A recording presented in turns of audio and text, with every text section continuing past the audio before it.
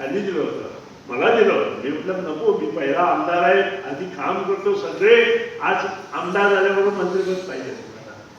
मी घेतलं नाही. मी म्हटलं राऊत साहेबांना द्या, मला नको आहे, मी शिकतोय, सगळे लॉ शिकतो, ऍक्ट शिकतो, आणि त्यावेळी मंत्रिपद मला द्या. आणि एक असा माणूस आहे तो मंत्रिपद स्वहून खाली केलं दुसऱ्यासाठी. तुमचा तेंडुलकर त्यानं सांगितलं नाही, खरं म्हणजे सांगायचं होतं. मला अभिमान आहे, कारण अशी परिस्थिती निर्माण झाली. 14 मंत्री होते आणि कॉन्स्टिट्यूशन चेंज झालं आणि 2 मंत्री कमी झाले.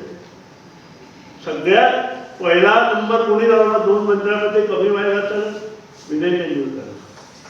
खूप जणांना माहीत नाही ना, समाजात केव्हा घडतो, समाज चांगला केव्हा घडतो, अशी माणसं असल्यानंतर समाजामध्ये ठरवलं की नाही मलाच मुख्यमंत्री पाहिजे, मलाच मंत्रिपद पाहिजे, नाही मलाच हे पाहिजे, असं जर म्हटलं समाज पुढे जाऊ शकत नाही.